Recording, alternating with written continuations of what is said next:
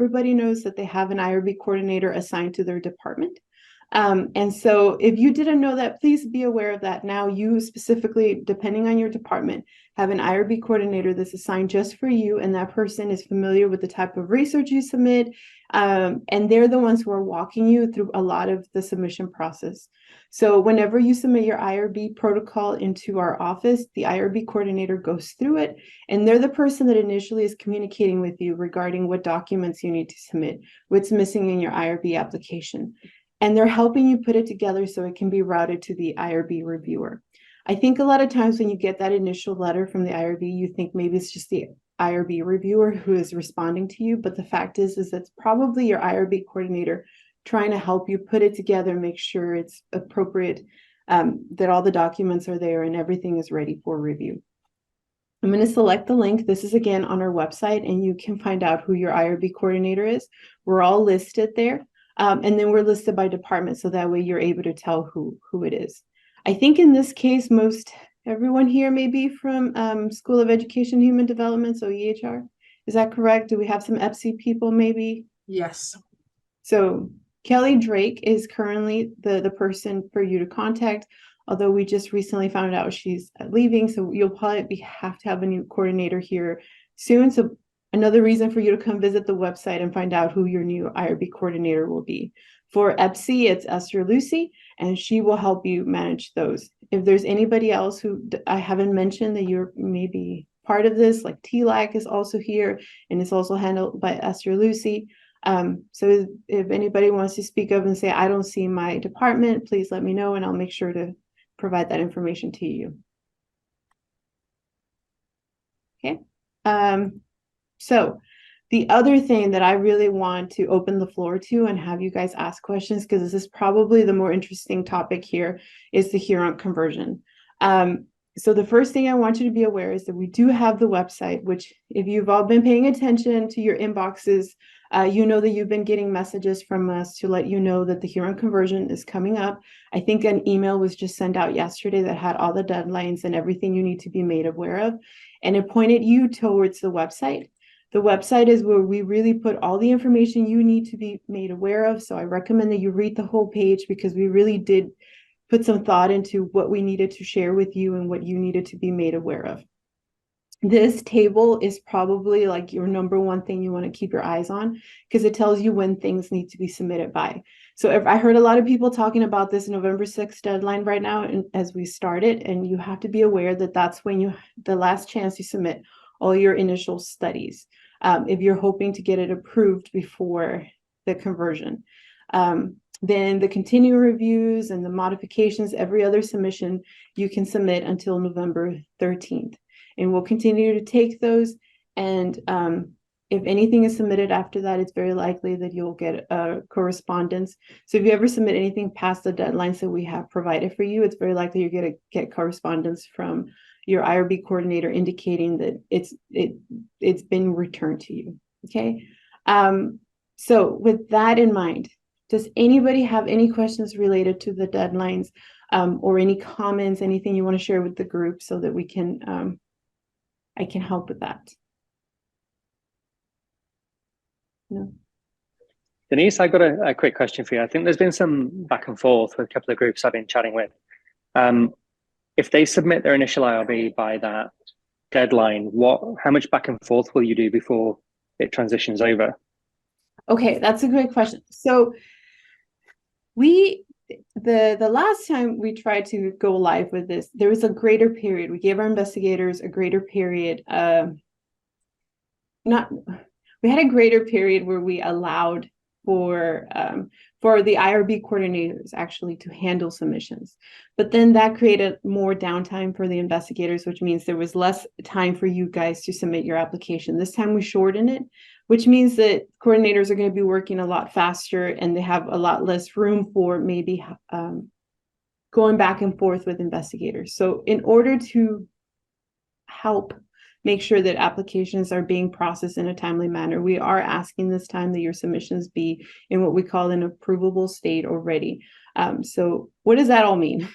what we found was that a lot of instances, investigators were submitting very incomplete applications, hoping that just because they submitted it by that deadline, they were still going to be able to get approved prior to the blackout.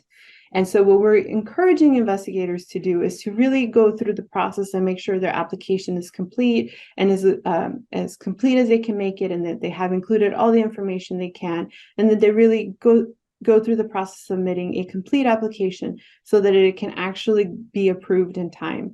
Because if the application is too incomplete, it's very unlikely there'll be sufficient time to have that back and forth with your coordinator in order to be approved by the time the blackout starts. So I know that's a whole mouthful that I just said, but it really narrows down to that, because there's such a short period to process a very large amount of submissions that everyone's trying to submit by November 6th. We really are asking that those applications be complete and ready to be approved. We understand that they're not all going to be absolutely perfect, but at least we're asking that you try your very best and not just submit an application in order to meet the deadline. Because the fear is, if that's the approach that is taken, it's likely that your application may not be approved in time, not because we're not trying to get it approved, but just simply because there won't be sufficient time. And then you're going to have to restart in Huron. And I know that may cause some anxiety. And so we want to discuss that any further. I'm glad to open the floor to that, but that's where we're coming from when we're asking that the applications be complete. We don't want you guys to get caught up in a situation where you submit an IRIS and then you have to restart in Huron. Okay. Okay, we have a question in the chat. Sure. What if anything might we need to download or backup from IRIS related to closed projects or continuing projects? Okay, so IRIS is going to remain active or available, not active, that's the wrong word, but IRIS will continue. And the reason it continues is because other compliance offices are going to be using it. So animals are still going to be using it, and biohazards will still keep using it. You won't be able to do any submissions on expedited or full board studies or anything that maybe got a 118 determination or a not human subject determination. You're not going to be able to do any additional submissions to those studies, but you will still be able to log into IRIS and be able to access documents. So for example, one of the things is that we are not able to take all your study documents from IRIS into Huron. And so you are going to have to, during your first submission, attach those documents into the Huron application. And so I understand that you're like, well, will I still be able to access those documents in IRIS? And the answer is yes. So IRIS will continue to exist for the next, I want to say at least 3 years. You'll still be able to log in and get the information you need from there. You'll still be able to look at your applications and your study documents. You just won't be able to make any modifications in the system to those protocols, except of course for exam studies, because part of the messaging we have here on our website is that exempt studies will continue to exist in IRIS until they expire. And for exempt studies, if you have any small modifications that you need to submit, you can always submit them in IRIS. Is there any follow-up to that as far as like the exempt or how you can access your documents? No other. Yes, thank you very much. That was wonderful. And let me see. And we have I just want to point out if there's any additional information here that I really want to make sure you're aware of. And I think that was kind of hinting at that, which is the conversion process and what's actually going to come over. Because the two interfaces talk to very different language, so IRIS and Huron, not everything can come over. We have tried to bring as much information as we can, but one of those things that you are going to have to, during the first year that Huron is live, you are going to have to do a modification to finish completing the IRB application in Huron, because not all information comes over from IRIS. You'll find that the application in Huron is very brief.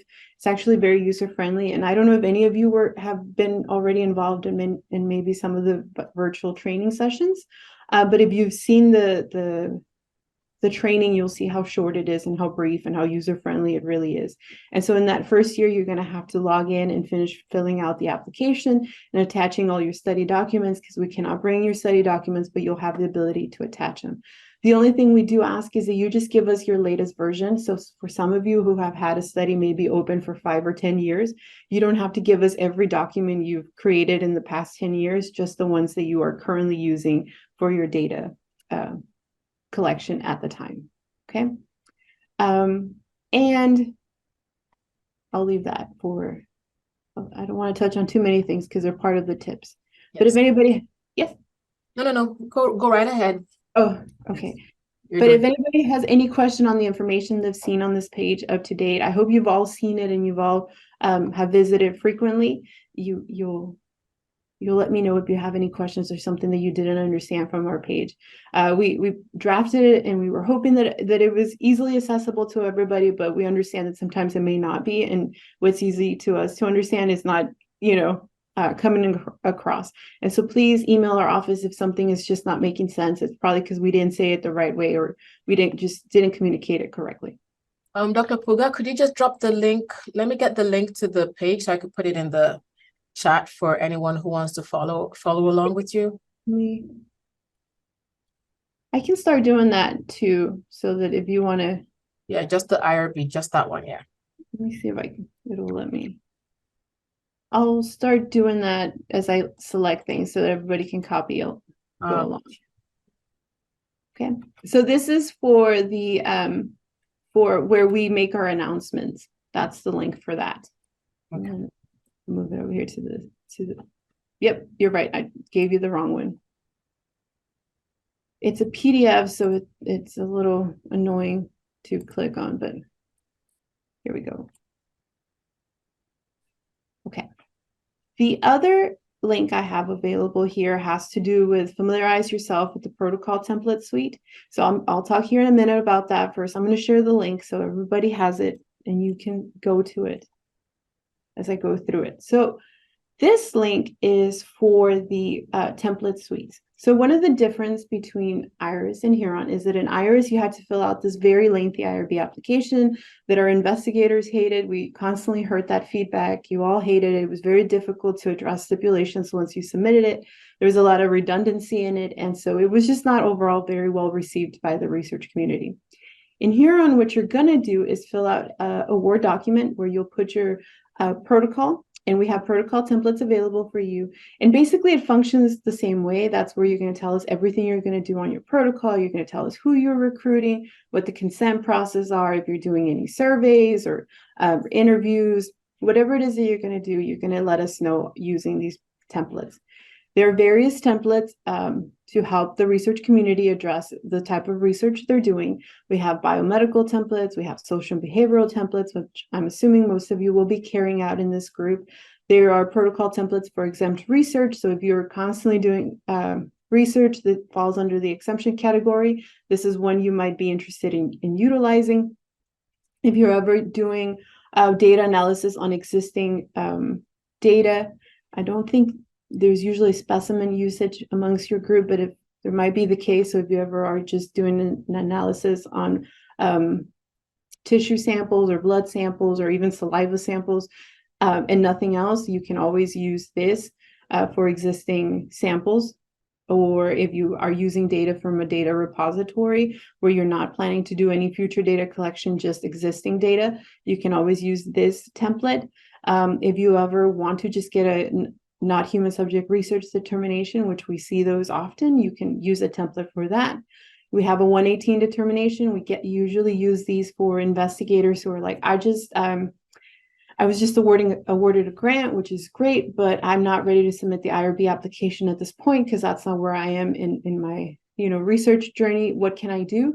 You submit that 118 determination request and you fill it out and you give us that information, and then we issue a 118 determination, or otherwise known as delayed onset, and you can send it to the funding agency if that's actually acceptable by the funding agency. And then you have other type of templates that you can use. For example, to submit an administrative check-in, which some of you are familiar with, but that's the annual review that you do for minimal risk research. And then we have a corrective and preventive action plan, which is if ever you have a reportable new information incident, you will probably have to let us know what you'll do to avoid that situation in the future. So these are the templates that are available to you. And I'm just going to select the social behavioral protocol template with instructions because that's the one you're most likely to utilize, I think, in this group. And what you'll see if you haven't seen it before is that we provide instructions on how to complete it in the red text, and you'll go through it, and it's things you're all very familiar with filling out. If you ask for the title, the investigator, who's involved in the project, and then you're going to tell us what the purpose of the study is, and we have descriptions of what it is we're looking for, what's the background, why you're doing the research, what's the inclusion exclusion criteria for the population that you are trying to recruit to the study, what procedures are involved. So we have some boxes you can select, and then you can describe what it is your research is going to be doing. And so it's all things that you're very familiar with, like the product, your recruitment process, your consent process, but it'll all be written up in a Word document. Once you're done with this, what's going to happen is you're going to attach this protocol template to the Huron IRB application, which again is very short. The IRB application will probably take you maybe 15 minutes to complete, if that. You complete it, you attach all your study documents, which will now include this protocol template. You'll attach it as a Word document. You'll attach your consent documents, your interview questions, your survey instruments, all those things you're familiar with, your consent documents. And so when our office receives this protocol template, we're going to review it. And the nice part that I think a lot of investigators will enjoy is that now, instead of those stipulations you're used to receiving that'll say, go here and edit the protocol, we're actually going to use track changes and comments to make edits to this exact document. And so you'll write up your protocol template. You'll have comments when you receive it, request for changes or more information. You'll see comments on the margins that'll say, please include this information here. Please add this here. If it's a minor modification where maybe we can make the change for you, we'll track that change and say, here's that information we're looking for exactly here. And then you as the investigator gets to accept that track change if it's applicable, or you get to decline it and say, no, this is actually what belongs there. And whenever there's that comment, you will just make the edit and use track changes to let us know that you have addressed the changes that are being requested. And I think one of the reasons our investigators will really enjoy this is because that's really how you all collaborate with each other right now. You're all familiar with sharing a Word document to work together to make a manuscript or put a manuscript together, or that's how you're used to collaborating with your graduate students, right? So you make comments and help them work on their protocol. Is there any questions related to the protocols and how that'll work moving forward? No? Okay. Let me go back to my page. So the other tip that I really have is the use of the Huron Knowledge Center. So I'm going to provide you with the link if I can. Oh, I have it in.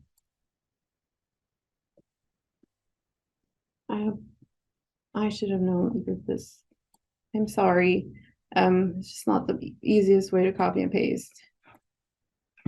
The Huron, if I click on it and then show it to you from there. So we have the Huron Knowledge Center, and I'm very excited about this because as you are moving into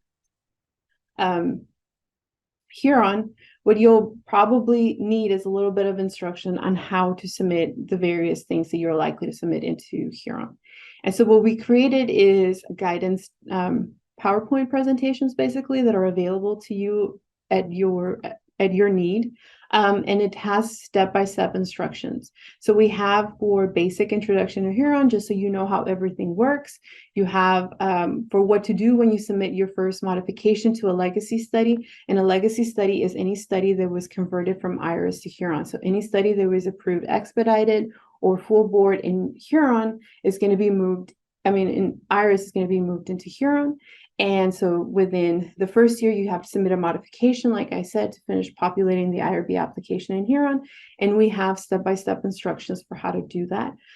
So you would just come in here, you download the PowerPoint presentation, which is really a PowerPoint presentation turned into a PDF. and you can go along with it, so that that way you're able to know what is expected in each page or what is being required, how to access the information you need. And so that should be very useful, I think, from our investigators as they begin to navigate Huron. Let me close some of these so that we can, oh, I'm just gonna go. The Huron Knowledge But Center. Puga, is Huron an overall system that any university could adopt, or is something that we made at A&M? I'm sorry, I didn't catch the whole question. Sure. I'm asking, is Huron an overall platform that any university could integrate into their research compliance, or is it something that was developed tailored for A&M? No, this is actually, it's a very commonly used system. So there's hundreds of universities across the country that use Huron. So no, it's not just specific to A&M. Okay, thank you. Because one of the things that we're thinking about with our international partners is how we can support them in sort of showing best practice and the best ethical way forward and the best sort of structure for their research designs and how they do research compliance at their universities. Yeah, yes, I don't know where else Huron is available, but it is a very big group of easily available to other institutions, and I'm guessing internationally also available. So that's a great question for you to interact with them and contact them to see if they would host international research. But thank you. Okay, and we have just for anything else here that's related to submitting an initial application, the 118 determination, NHSR, is anybody that's submitted to the IRB, you know that you're likely to get a request for changes or additional information. And so you have PowerPoint presentation for how to do exactly that, how to submit a modification, personnel change request, and your continuing reviews, admin check-ins. So anything that you can think of submitting to us in Huron, you'll be able to have that PowerPoint guide to help you through it, which is very different from IRIS. We weren't actually allowed to do this kind of thing to help in our investigators because they had copyright kind of things where they didn't let us take images in order to help you through it. So we're very excited about this. This is something that'll probably take a lot of the frustration of submitting to our office. Because now you'll be able to go through it and know how to make those changes. Let me go to the next one. One of the things I really want to point out is that if you want to have some maybe more training on how to Huron works, it's really a demo. So do a demo so you know what the system looks like and how to use it. You can always message me, and there are times that we are offering, which is Monday through Friday, twice a day, starting November 13th until Huron goes live. And there's a morning session and afternoon session. And if you contact me, we can schedule you so that you can get a good view of what Huron looks like before it goes live. I was hoping to be able to do that here, but we don't have enough time for that, so I can't walk you through it. It usually takes about an hour, and you can always email me and we'll sign you up for it. Has anyone been part of that already? Since I know some education has already been underway for that. Has anybody? No. Okay. The other tip I have related to Huron, because I do want to point out, is if you have protocols that you have already started, maybe you submitted the protocol for review a month ago, 2 months ago, 3 months ago, and you got feedback from our office and you haven't logged in to address them yet, and you're just waiting on it.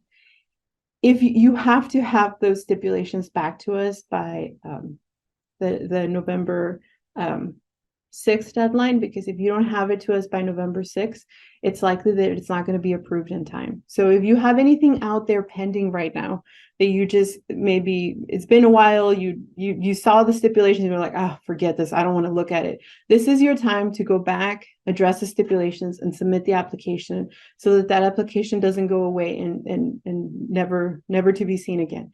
Grab it, work on it, make sure you get it to us by November 6th, and then if your IRB coordinator gets back to you again, make sure that you stay on top of it. And just moving forward, anything that you submit into IRIS for review, if you get that stipulation letter, try to address it as quickly as you can so that it'll come back to our queue and you'll have that quick turnaround, that quick communication. It's really important right now that anything that you submit to us, that you stay on top of your inbox and that you make sure that you address it as quickly as you can so that you get it approved in time. So, is there any other questions I can address related to Huron before I move into just more general kind of things? Yes, Dr. Puga, let's see. Dr. Ballinger asked, will all universities have access to Huron? So Dr. Etchells has said that it would depend on the university license to check with your admin, but if you want to shed more light on that, I know you already answered it when Dr. Etchells asked, but maybe they didn't get it completely. Okay, so is this in regards to maybe Reliance, let's say not Reliance, but collaborative research? Is that specifically where the question is coming from? Dr. Ballinger, you want to unmute your mic and specify if you're talking about collaborative research or something else? Oh, no, what I was talking about, that too, but this new system, I would think, is for all of the universities. Huron is new I'm in commerce. For commerce, I don't think commerce is falling currently into that conversion. So it's only the ones that we are currently hosting, like the Health Science Center, the School of Dentistry. So those are the Corpus Christi, I think, or Galveston might be not Corpus Christi, but Galveston is still one that we are the HRPP for. So it's only currently for those that we are the HRPP office for. Okay, all right. I'll talk to Lucy Pickering. She's the coordinator for IRB now. She just got moved in that position. She's been working with the IRB for years, and she still is, but she's in a new position related to the IRB. Yes, contact them to see what their plans are. Do you know what IRB submission system you're using right now? Is it Iris? Is it something else? It's a good question. I don't know. Okay, well, because we submit our IRBs to the Research Compliance Office, and they take care of it. I don't know what system they are using. Okay, and it may not even be, it might be, how do you submit it? Is it just like a written protocol, or everybody has a different way? Some people still That's true. So yeah, we just submit it via email. Okay, so that's a totally different yes, I think. Okay. All right. Thank so you. Yeah, there's no problem. I'm really sorry that I made it so specific to like the A&M system. I should have maybe asked a little bit more about how big the group was and what everyone's background was. Dr. Puga, we're all learning a lot from this, and that, because sometime or another it is gonna go across colleges. Yeah. I'm pretty sure of it, so it's okay. Good. Yeah, you're good. Okay. All right. Well, thank you for that. It makes me feel a little better. So that's the Huron system, and that's how we'll be using it. And I think it'll be I think everybody's really gonna like it. I know there's gonna be some growing pains, and transitioning into a new system is never easy or fun. But I think once it goes live and people get to use it and interact with it, everyone will enjoy it. People who I've given this training to, who have come from other institutions that use it, really enjoyed it. So it'll be a lot more user-friendly than Iris, that's for sure. Okay. I do have some general tips that I had added for our presentation, which has to do with being thorough when you're putting your application together. And what do I mean by that? It has to do with like making sure you are thorough when describing your recruitment, your consent process, your data collection process. If you're going to do any follow-up once you've completed data collection initially. So sometimes people want to do surveys later on, years later, to capture some additional information. You have to be thorough in describing those processes and everything related to your data storage. So of course, how you maintain that data once you've recovered, once you've collected it is very important, and you need to include it in your protocol. I actually, when I was reading about this, let me allow this. I'm going to share this with you because I found this on Harvard's website, and I really liked it because it gave a great example of what I mean by being thorough. And I'm going to share the link so that everyone can follow along. Because this is really exactly what I often need with investigators. And I say, be thorough, you need to know what you're doing. When you're writing it up, you need to know every part of it. How you're going to do this part, how you're going to do that part, how are you going to do this? And then what I say next is usually imagine that you're going to give your protocol to somebody in the future, and that person should be able to replicate exactly every procedure you are going to do in your research right now. And even though I say that when we get our protocols, usually what we see are very truncated, very short descriptions of the study procedures. And so as I was going through the internet, I found this great resource from Harvard. And so in here, what they're describing is how do you explain your procedures to the IRB? How do you go about putting those together and drafting them? And what they put was, what does the investigator submit? And this is not an exaggeration. We see this very often, especially from graduate students, because it's their first time submitting, and maybe they're not familiar with the process, and they'll write one sentence. One-time survey on Qualtrics and one-time interview with the study team. The interview will be audio recorded. And that's all we get. And then you start seeing, well, what's missing? What information does the IRB need? And so they have a bunch of questions as to what is missing from that statement. And the first is, even studies with minimal procedures will require the who, what, when, where, and how all of the entire study. And so not all that information is provided in these two sentences. And then it will continue to ask more things like who will be in charge of the recruitment? That's not provided. How many times will participants be contacted? Also not provided. And when will this contact occur and how? And then it just goes through a list of other information that is not provided. And if you think about it, if you were the investigator who was given this protocol, who then had to replicate that. So let's say you're collaborating with Dr. Smith out in Health Science Center, and he gave you just those two sentences, you wouldn't know how to replicate those findings.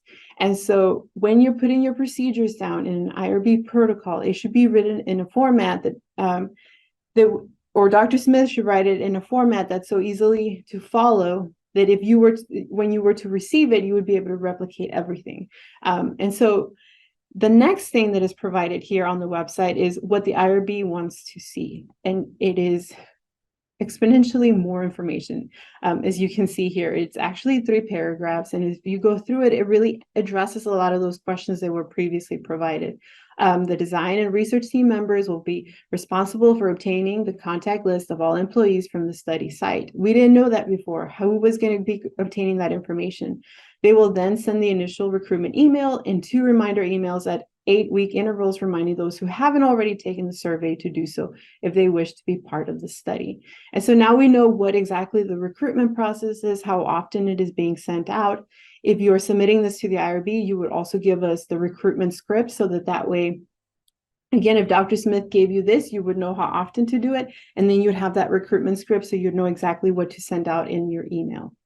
The survey will be conducted on Qualtrics and should take about 20 to 30 minutes to complete. That was information that was not previously disclosed, but now you know that. Why do we care how long it takes? Because the consent document needs to convey that to participants, right? So whatever's written in the IRB protocol as far as what is the procedures that the participants will go through, how long those procedures will take to complete, that has to also be provided in the consent document. And the IRB coordinator actually does a comparison to make sure that the information provided in the IRB protocol is congruent with what is in the consent document. And so I'm not going to read this for word by word, but in these pages, you find very useful information as to the duration of the study, what type of information is going to be collected during the survey. So for example, we didn't know before that if they were collecting IP addresses or personal information during the survey collection, which is really important, right? So in the consent document, you would want to share with the participant what kind of personal information you're collecting. Is it an anonymous survey? Are you collecting information related to demographics, or are you collecting their names, their IP addresses, their contact information? That kind of information needs to be provided in the IRB protocol. So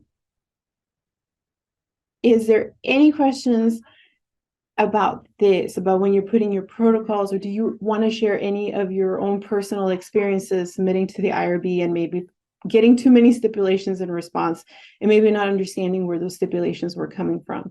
And does this kind of give you an idea of why maybe we ask for so much information? Participants who want to ask questions should feel free to unmute themselves and just ask the question, or you can also drop it in the chat. It's okay. You know, Okay, there's some I see questions flying in. Okay. The first question from Wang is asking, is storing interview data on a student Tamir account OneDrive acceptable option for data storage? So one of the things we ask whenever it comes to data storage is that you contact your department's IT. Your departmental IT will be able to tell you exactly what the safe is. So we're not experts here in IT storage, right? I have as much knowledge as the next person as to what IT knowledgeable things. So contact your IT personnel for your department and say, look, this is what I'm planning to utilize in order to store that data. And they should be able to tell you, yes, that's a great resource to do that, or no, that may not be meet the standards set by the institution. What I can tell you is that anytime that you're storing data, you should always make it password protected. Whenever possible, you should separate any identifiable information such as names, addresses, email addresses from the survey responses or from the interview responses, so that way you're adding a level of privacy to the data. So even if somebody were to take that data, they wouldn't be able to connect it with a person. I understand that it's not always possible, but whenever you can, you want to take those extra steps in order to protect participants. Let me see. Quick question, please. There's a second question. Is it possible to, oh, that's fine. Could you possible to share files in chat? Could you please send the document? Okay, that's fine. I will make sure to do that. Yes. Okay. Any other questions? Sorry, go ahead, Dr. Etchels. No, go ahead. Yeah, go ahead. No, go right ahead. Is that Hamada? Yes. Go right ahead. So a quick question. How does the new process affect collaboration between two institutions? Let's say if my institution here at South Dakota State University is collaborating with Texas A&M University on a study, and we need to have two IRBs. That's my understanding. Yeah, yes. So I do think that process will not entirely change. The only thing that Huron does for collaborative research is Huron is actually able to host multi-site research, which means that you're still going to go through a lot of the same process. You're going to get approval at A&M, and then you're going to submit a modification to make your research multi-site. And then Huron has the ability to send an invitation to the location, the additional institution where you are doing research, and then they'll be able to fill out a profile where they'll be able to provide anything that's specific to that site. But as far as still requiring a reliance agreement when necessary, still requiring the other institution to submit a modification in order to accept that reliance agreement, that really won't change. It's just how the ability of Huron to actually have multi-site research was different. I hope that addresses your question. Yes, yeah. Thank you. Thank you so much, Dr. Puga. There's just one last question before we wrap up, just so that we're mindful of participants' time. We plan to at 10:45. Is there a section for IRB exempt? Tari Burgani is asking. So there is a protocol, which we went a protocol template earlier. So if you think your study actually falls under an exempt determination, you can fill out that protocol and submit it in Huron, and that way we'll view it as an exempt protocol, or you're trying to get an exempt determination. So that's how we're going to do it. Currently in IRIS, if you've ever submitted, you know that there's an application for exempt and then one for a full board study. So we're kind of replicating that. There's a protocol template for exempt research, and there's a protocol template for studies that you know are not going to fall under exemption. And so that's how we're moving forward. Awesome. Thank you so very much, Dr. Puga. Thank you. Yes. I'm sorry I couldn't get to everybody's questions. I see there's more. You can please email me if you have anything follow up. I'd be happy to do a more one-on-one kind of thing if you would like to, if you have specific questions related to your project. I'd be happy to do a Zoom meeting and just talk about your specific research. So perfect. Right. So that's awesome, Dr. Puga. We appreciate everything that you've taught us today.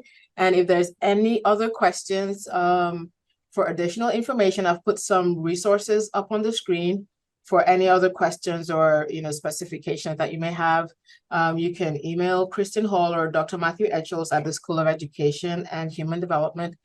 Dr. Puga, we want to say a big thank you for your time. And just to quickly ask again about your training, the training that you spoke about, is that open for everyone?